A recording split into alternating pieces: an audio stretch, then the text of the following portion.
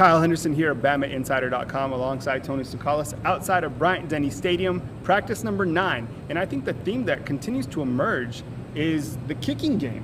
And we heard today that, again, Joseph Bolivas, along with Andy Papanassis, still not where they need to be. What are your thoughts on that, Tony? Yeah, Saban was asked about the special teams, and he seemed okay with pretty much every aspect except for maybe the kicking game.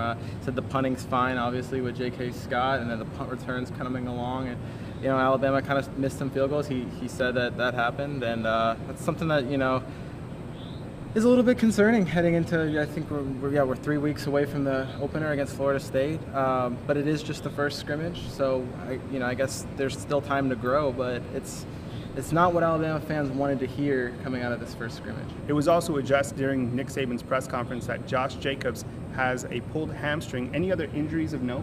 Yeah, and I think from what I gathered, Najee also has a pulled hamstring. Saban said that maybe Josh Jacobs would be out for a couple of days. He said it's really hard to evaluate those things, and it is. They're definitely not going to make him go before he's ready, but you might see Josh Jacobs out for 3 days. You might see him out for a week. Saban didn't really give a definitive answer. He did say that Najee Harris also did not compete in the practice in scrimmage, but that he expects him to be there on Monday. We've seen Najee be limited during practice, and I haven't really been paying attention to the running backs the last 2 practices as much, but I think Josh Jacobs has also been somewhat limited during practice too. So I think that that's something going forward that obviously Alabama needs both those guys back, but it doesn't look super serious right now.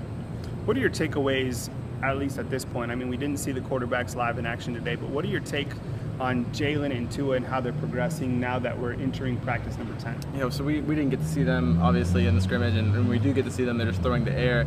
They looked improved throwing to the receivers today than they did last week when we actually got to see them during the open practice. I would say that was a given. Saban didn't seem too happy with how they moved the ball on offense. He said it didn't really get into their rhythm the way that he would like them to. Granted, this is a scrimmage, so I would guess you could take that as either the offense is struggling or the defense is doing better than I think what a lot of people thought they might be doing. So it was really tough to see, but I think right now, at least after scrimmage number 1, the defense is ahead of the offense. It's August. It's hot. It's muggy. The players are fired up. There's a lot of competition. Players are flying around. There's no way to avoid it. It was reported that there was some scuffles out on the scrimmage practice today, and that's normal. It's wanted competition at the highest level. What is your takeaway on that? Yeah, and Saban was asked about that as well, and he just basically said that players have to take accountability for themselves, and they can't get too emotional. And it's hard to not get emotional. You mentioned it's hot in practice, that it's the first scrimmage.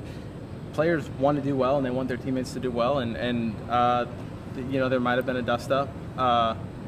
And if that's the case, I think Saban really stressed the fact that, you've got to be able to keep your poise. He says he wants them to play with passion, but he wants them to keep their poise as well. So that's something that, is something that might even end up being a team-building experience, or it's just maybe a learning experience from this practice. And I think a lot of it also comes with just building that continuity and that camaraderie. This is a brotherhood, and these guys see each other every single day, and when it gets hot, it gets hot. Going into practice number 10, what have been some of your biggest takeaways from the defensive side of the football? Just from the defensive side of the football, a lot is said about the Alabama secondary, but it seems like, that first unit is really experienced and could actually be the strength of the secondary. You've got leaders in Ronnie Harrison and Minkah Fitzpatrick, and those are the kind of guys that can really step up. Anthony Averett as well, that can really step up, and Saban kind of mentioned that they might even be able to lead some of the other younger players on the rest of the defense and provide good examples for them as well. So that first unit on secondary is a really talented group, but also a very experienced group as well, and could really push Alabama forward.